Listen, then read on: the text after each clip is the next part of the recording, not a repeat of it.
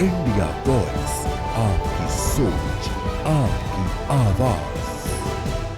नमस्कार, आपका बहुत स्वागत इंडिया वॉइस पे। मैं हूं आपके साथ समृद्ध मिश्रा। बुलेटिन की शुरुआत करें उससे पहले आपको सीधे लेके चलते हैं उत्तरकाशी, जहां पर इस वक्त विंटर टूरिज्म कॉन्क्लेव का आयोजन हो रहा है और मुख्यमंत्री पुष्कर सिंह धामी आखिरकार क्या कुछ कह रहे हैं आपको सुनाते हैं। जो आप डेस्टिनेशन के रूप में जिनको मान्यता भी नहीं है वो भी डेस्टिनेशन है। आप ही लोग ट्रेंड बनाते हैं और डेस्टिनेशन को ब्रांड बनाते हैं।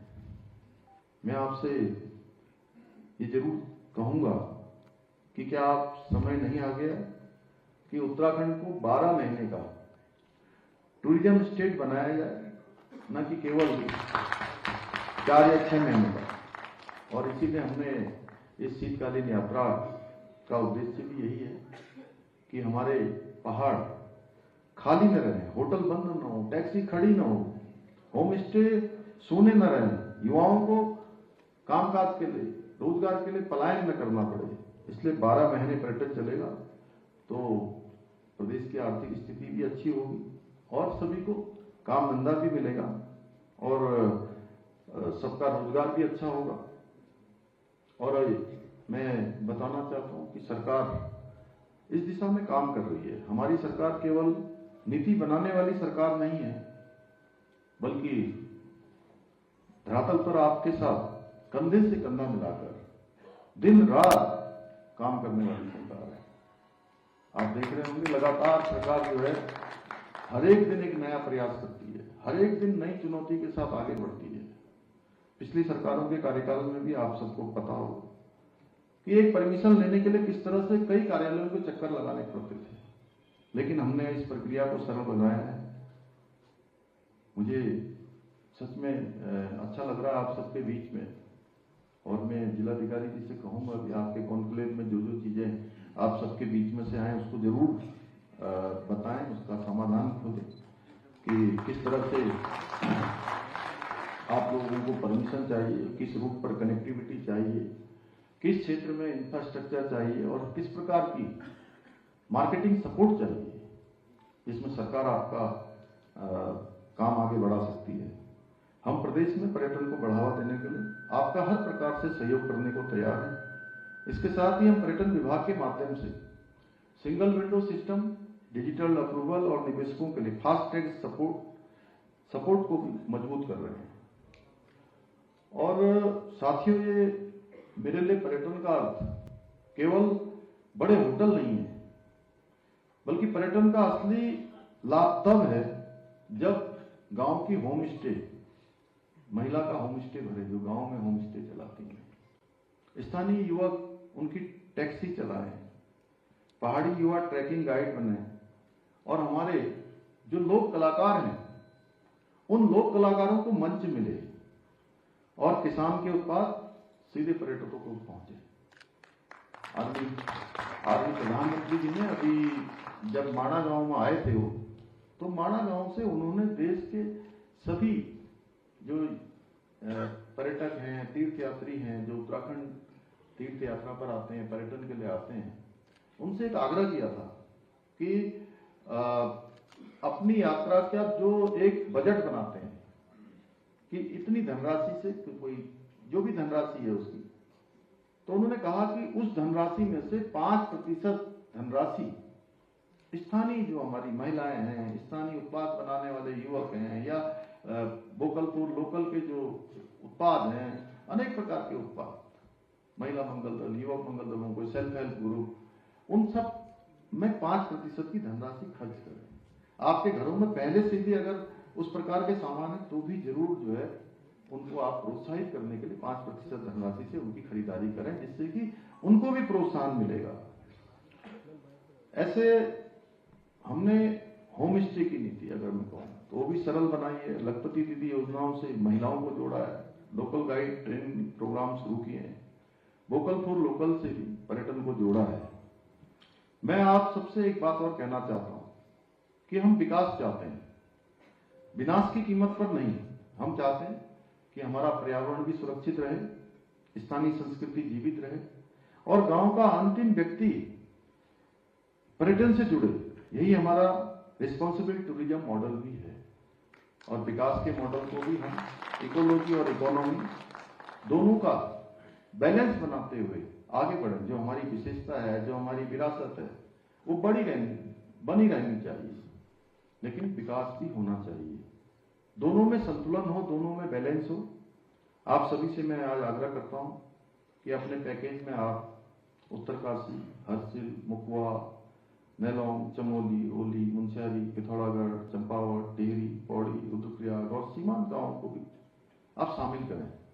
और थोड़ा सा जो मैंने शुरू में कहा आपसे, जितने डेस्टिनेशन आपको पता है उसके अतिरिक्त भी कुछ डेस्टिनेशन खोजने का काम आप भी करें। ये मैं आपको थोड़ा सा अपना आग्रह करता हूं कि एक काम मैं आप लोगों को देता हूं। आप हमारे अतिथि हैं और ये मेरा विशेष आग्रह आप सबसे है। आप पैकेज बनाइए, सरकार आपके साथ खड़ी है। उत्तराखंड आज निवेश के लिए भी तैयार है, क्योंकि उत्तराखंड के लिए पर्यटन केवल बिजनेस नहीं बल्कि रोजगार का सबसे बड़ा इंजन है। होटल मालिक हो, होम स्टे संचालक हो, टैक्सी ड्राइवर हो, ट्रैवल एजेंट, हम चाहते हैं कि हर हाथ को काम मिले, हर गांव को पहचान मिले। यही हमारा लक्ष्य है और इस लक्ष्यों को पूरा करने के लिए आप सभी का सहयोग और समर्थन चाहिए। आप सबका साथ चाहिए। देंगे ना आप सभी लोग सहयोग? थोड़ा आवाज कम आई ना? करेंगे ना हमारा समर्थन? तो जोर से बोलिए थोड़ा, करेंगे ना? चलिए साथियों, मुझे पूरा विश्वास है कि ये सम्मेलन उत्तराखंड को शीतकालीन पर्यटन के क्षेत्र में एक मॉडल राज्य के रूप में स्थापित करने में सफल होगा। मैं आप सभी से आग्रह करता हूं कि उत्तराखंड को सिर्फ डेस्टिनेशन नहीं बल्कि अनुभव के रूप में आप दुनिया के सामने प्रस्तुत करें। और जो आपके द्वारा जो बताया जाएगा, एक्सप्लेन किया जाएगा, इसको आप एक विस्तृत रूप से आप ब्रांड बना सकते हैं। मैं आप सबकी क्षमता को जानता हूं कि आप किस दिशा में कैसे इसको मोड़ सकते हैं। हमारी सरकार आपके साथ कंधे से कंधा मिलाकर काम करेगी। इसी के साथ आप सभी का पुनः धन्यवाद करते हुए मुझे अच्छा होता कि मैं आपके साथ बहुत देर तक बैठता थोड़ा, लेकिन आगे बढ़ते हैं अब खबरों की ओर। केंद्र गृह और सहकारिता मंत्री अमित शाह 3 दिवसीय गुजरात दौरे पर हैं। मकर संक्रांति के पावन अवसर पर उन्होंने आज अहमदाबाद स्थित प्रसिद्ध जगन्नाथ मंदिर में पूरे परिवार के साथ भगवान जगन्नाथ के दर्शन किए। इस दौरान उन्होंने विधिवत पूजा अर्चना कर देश और प्रदेश की सुख समृद्धि की कामना की है। मंदिर परिसर में उन्होंने गौ माता की पूजा भी की और भारतीय संस्कृति में गौ सेवा के महत्व को रेखांकित किया। मकर संक्रांति के अवसर पर मंदिर में विशेष धार्मिक वातावरण देखने को मिला। मंत्री शाह के आगमन पर श्रद्धालुओं में उत्साह का माहौल रहा और अमित शाह ने यहाँ पर भगवान जगन्नाथ के दर्शन भी किए। आगे बढ़ते हैं अगली खबर की ओर। आपको बता दें, प्रधानमंत्री नरेंद्र मोदी के संसदीय क्षेत्र वाराणसी में महिलाओं के स्वास्थ्य को लेकर बड़ी पहल करते हुए 20 नमो शक्ति रथ एम्बुलेंस को आज हरी झंडी दिखाकर रवाना किया गया। बता दें कि नमो शक्ति एम्बुलेंस शहर और ग्रामीण क्षेत्रों में महिलाओं की स्तन कैंसर जैसी करेगी। और इसी के चलते आपको बता दें कि कार्यक्रम का उद्घाटन राज्यसभा सांसद कार्तिकेय शर्मा ने किया था। इस दौरान वाराणसी के जिलाधिकारी और मंडलायुक्त भी मौजूद रहे। इसका मुख्य उद्देश्य महिलाओं में जागरूकता और समय जांच करवाने को लेकर था। इस पूरे कार्यक्रम का आयोजन ITB फाउंडेशन द्वारा किया गया था।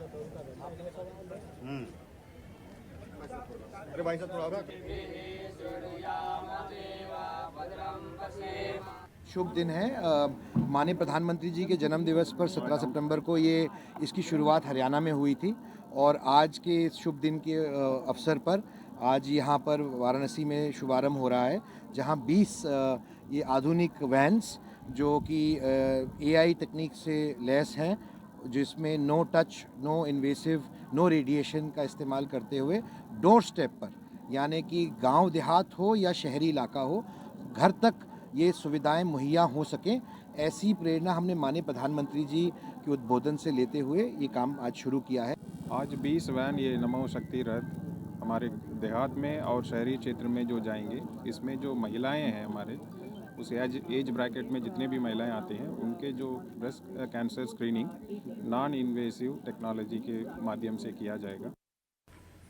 संभल में सरकारी जमीन को अवैध कब्जे से मुक्त कराने के लिए एक बार फिर प्रशासन ने बुलडोजर एक्शन शुरू किया है। आपको बता दें कि बिछौवी गांव में करीब 27 बीघा सरकारी जमीन पर बने अवैध निर्माण हटाए जा रहे हैं। बुधवार को 4 कानूनों और 20 लेखपालों में एक नायब तहसीलदार की टीम ने 2 बुलडोजर के साथ मौके पर पहुंचे। मकानों की पैमाइश की गई। इसके बाद एक कार्रवाई शुरू की गई है, जिसमें सबसे पहले गांव के प्रधान अतीक का मकान यहां पर जो है गिराया गया। सुरक्षा के मद्देनजर गांव के चारों ओर 15 स्थानों पर पुलिस बल और आरपीएफ की एक कंपनी तैनात की गई थी। कार्रवाई के दौरान आपको बता दें, लोगों को मकान खाली करने के निर्देश दिए गए थे।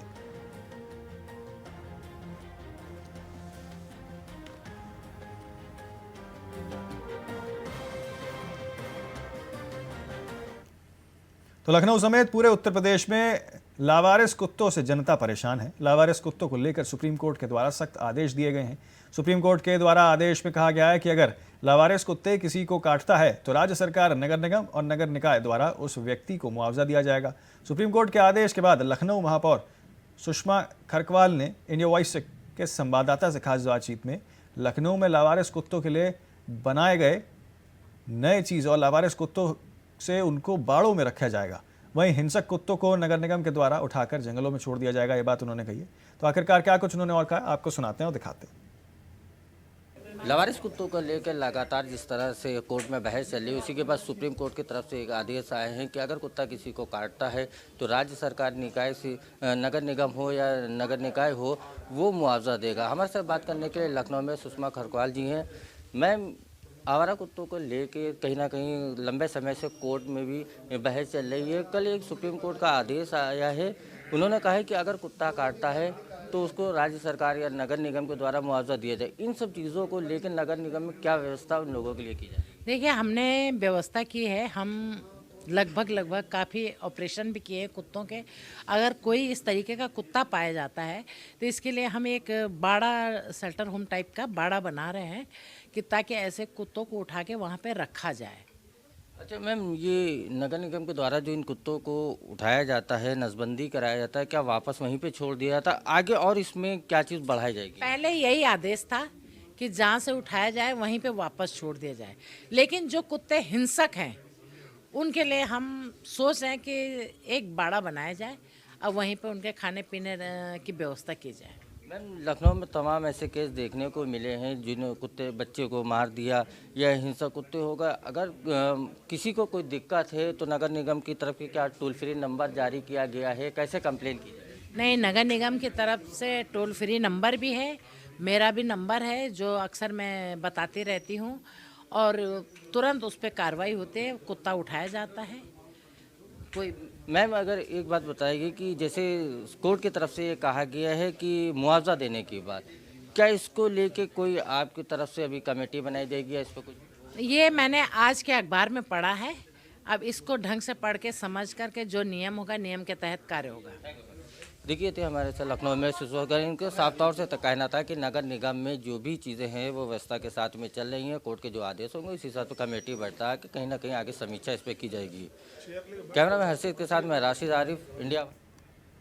बांदा में आगामी 16 जनवरी को दिव्य हनुमत कथा का आयोजन होने जा रहा है। इस आयोजन में बागेश्वर धाम के पीठाधीश्वर धीरेन्द्र कृष्ण शास्त्री से कथा का बयान होगा। आपको बता दें कि जनपद में 16 जनवरी से लेकर 20 जनवरी तक हनुमत कथा चलेगी, जिसमें लाखों की तादाद में श्रद्धालु के आने की संभावना बताई जा रही है। देखिए कार्यक्रम किस तरीके से आयोजन होगा। उत्तर प्रदेश के बांदा में आगामी 16 तारीख को एक भव्य कथा का आयोजन किया जाना है, जो हनुमत कथा है, जिसमें बागेश्वर धाम के धीरेन्द्र नाथ शास्त्री जी पधार रहे हैं। यहाँ पर हनुमत कथा का आयोजन 16 तारीख को किया जाना है। इस मामले को लेकर के पूरी तैयारी क्या है और पूरा कार्यक्रम किस तरह से रहेगा, इसके बारे में हम यूथ फाउंडेशन के संस्थापक है जो है प्रवीण सिंह जो हैं उनसे बात करेंगे और जानेंगे कि किस तरह का पूरा कार्यक्रम रहेगा और क्या तैयारी की गई।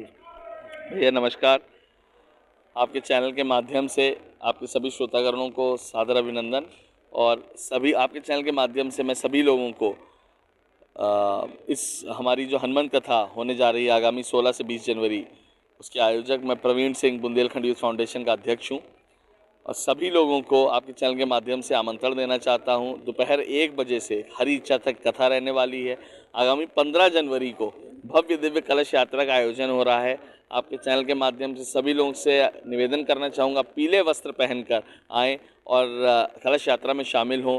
हाथी, घोड़ा, बग्गी, झांकियाँ, बहुत बृहद कलश यात्रा रहने वाली है, बांदा में रामलीला मैदान से सुबह 11 बजे चालू होगी, अब बाबूलाल चौराहे में समाप्त होगी।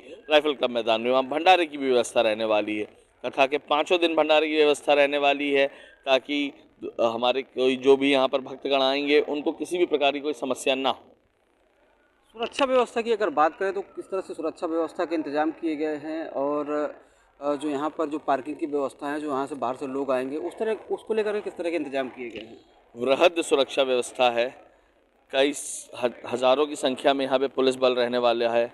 पूरे प्रशासन के साथ आज ज्वाइंट बैठक की, प्रशासन का पूर्ण रूप से सहयोग मिल रहा है। पार्किंग की हर चारों दिशाओं में पार्किंग की व्यवस्था है। बांदा से अगर आते हैं आप, कताई मिल में पार्किंग व्यवस्था है। मवई बाईपास चौराहे से पहले महोकर बाईपास के पास में, हमारे इस रास्ते से महोबाल रास्ते से आते हैं वहाँ पार्किंग की व्यवस्था है। पूरे बोर्ड लगे रहेंगे पार्किंग के, ताकि किसी भी श्रोतागण को कोई भी समस्या ना आ पाए। यहाँ पर भी कथा स्थल में भी मेडिकल कैंप लगने वाला है। स्वास्थ्य विभाग की तरफ से भी यहाँ पर गाड़ियाँ रहने वाली हैं। सारे विभागों का हम लोगों को पूर्णतः सहयोग मिल रहा है, ताकि सारे आमजन हमारी कथा यहाँ पर आके महाराज श्री के श्रीमुख से सुन सकें। तो ये थे प्रवीण सिंह जी, जिन्होंने बताया कि कार्यक्रम किस तरह से होने वाला है और किस तरह से यहाँ पर प्रशासन के द्वारा पूरी व्यवस्थाएं की गई हैं। तो कहीं ना कहीं जो कार्यक्रम होने वाला बड़ा ही बेहद कार्यक्रम होने वाला है। इसको देखने के लिए दूर दूर से लोग आएंगे, इस कथा को सुनने के लिए लोग दूर दूर से आएंगे। अब ये देखना है कि यहाँ पर कितनी भीड़ जुट पाती है और प्रशासन किस तरह से इस भीड़ को काबू कर पाता है, ये देखने वाली बात होगी। इंडिया वॉइस के लिए संदीप कुमार, बांदा। कानपुर के HBTU श्रीधाचार्य हॉस्टल में मेस वर्कर्स का वीडियो वायरल होने पर छात्रों में भारी आक्रोश फैल गया। वीडियो में मेस वर्कर्स चप्पल पहनकर पैरों से आलू साफ करते हुए दिखाई दिए। आपको बता दें कि सैकड़ों छात्रों ने DSW कार्यालय घेराव कर प्रदर्शन किया और छात्र संघ बहाली मोर्चा के नेतृत्व में कैंपस में पैदल मार्च निकाला गया। मौके पर पहुंचे DSW प्रोफेसर GL गहलोत ने हॉस्टल का निरीक्षण किया, जहां गंदगी, खराब बाथरूम, पानी की किल्लत और छत की पपड़ी गिरने जैसी खामियां जो हैं वो सामने निकल के आई हैं। प्रशासन ने मेस वर्कर्स को हटाया और समस्या के जल्द समाधान का आश्वासन दिया है।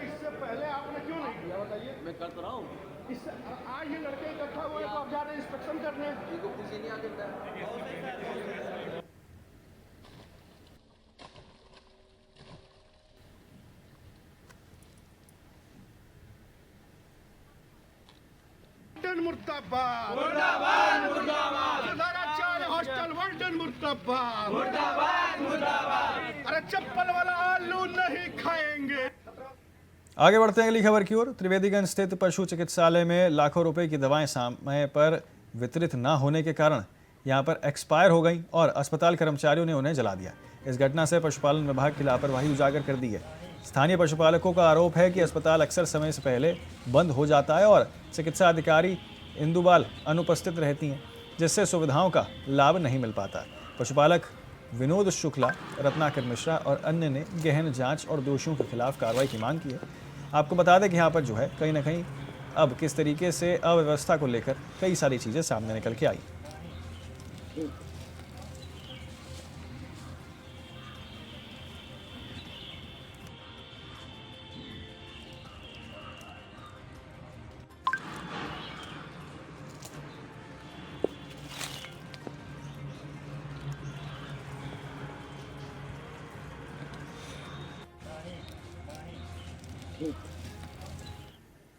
उन्नाव के अंचलगंज थाना क्षेत्र में एक महिला ने पुलिस को से न्याय की गुहार लगाई है। उसने आरोप लगाया कि एक युवक के अपना नाम और धर्म छिपाकर उससे प्रेमजाल में फंसाया और उसका कहना है कि युवक का असली नाम आशी मुसलमान है और उसने जबरन धर्म परिवर्तन कराने की कोशिश की। पीड़िता पर मारपीट, कमरे में बंद करना और आर्थिक दबाव बनाने का भी गंभीर आरोप है। उसका कहना है कि उसके जेवर गिरवी रखकर और लोन कराकर आर्थिक नुकसान पहुंचाया गया। महिला को कानपुर ले जाकर भी यातनाएं दी गई। मामला पुलिस की जांच में।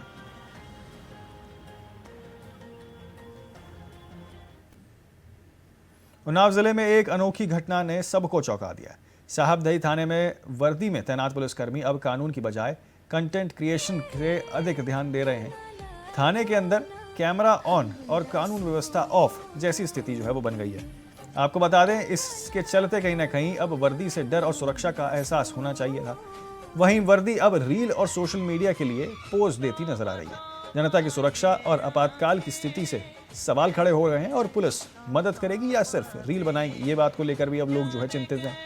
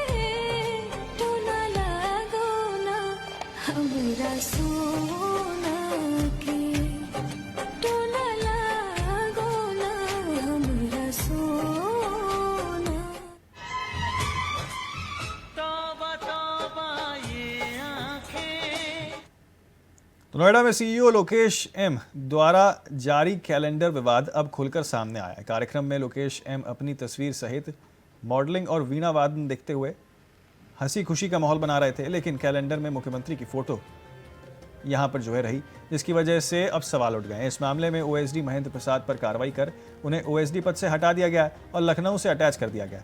वहीं आपको बता दें, सीईओ लोकेश एम पर अब तक कोई कार्रवाई नहीं हुई है। प्रशासनिक और राजनीतिक गलियारों में चर्चा तेज हो गई है कि क्या पूरी प्रक्रिया की जिम्मेदारी सिर्फ एक व्यक्ति की थी या फिर किसी और की।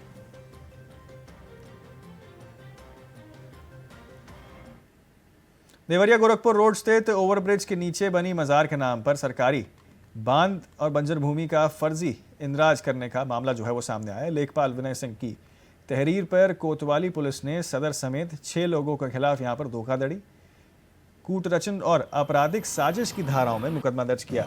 आरोप है कि राजस्व अभिलेखों में कूटरचना पर अवैध रूप से भूमि दर्ज कराने की साजिश जो है वो रची गई थी।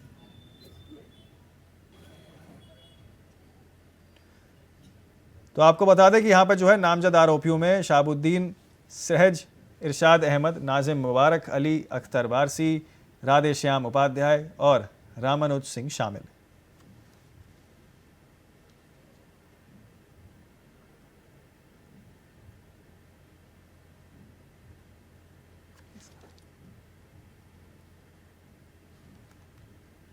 तो आपको बता दें किस तरीके से यहाँ पर देवरिया रोड स्थित ओवरब्रिज के नीचे बनी मजार के नाम पर जो है सरकारी भूमि पर अब जो है यहाँ पर कहीं ना कहीं प्रशासन का एक्शन जो है वो देखने को मिला है।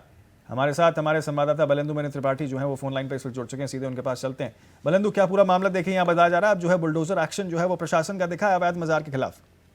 जी, आपको बता दें कि मजार का जो काम चल रहा था फिलहाल तो उसको रोक दिया गया है जी, लेकिन उस पे अवैध कानूनी कार्रवाई करते हुए तमाम लोग जिसमें आला अधिकारी मौके पे भी अभी भी मौजूद हैं, जिसको देखते हुए तमाम लोग और इसमें 6 लोगों के ऊपर एफआईआर भी दर्ज कराया गया है। अब देखिए यहाँ पर आगे किस तरीके से प्रशासन आगे कार्रवाई कर रहा है, क्या और भी जो है इसमें कोई और कार्रवाई होते हुए नजर आ सकती है? क्या और भी इसमें जो है तोड़फोड़ बुलडोजर के माध्यम से हो सकती है? ऐसी कोई जानकारी फिलहाल आपके पास? जी जी जी, लग तो यही रहा है कि इस पे कार्रवाई आगे भी बढ़ेगी और इस पे प्रशासन चूंकि चाक चौबन्ना है और मौके पे सारे प्रशासनिक और आला अधिकारी मौजूद हैं, जिससे प्रशासन खोजबीन और जांच में जोर लगा रही है। चलिए, बहुत शुक्रिया आपका तमाम जानकारी हमारे साथ साझा करने के लिए।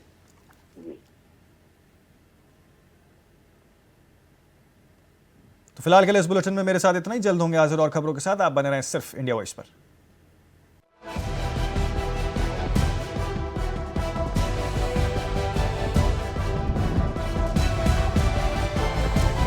इंडिया वॉइस, आपकी सोच, आपकी आवाज।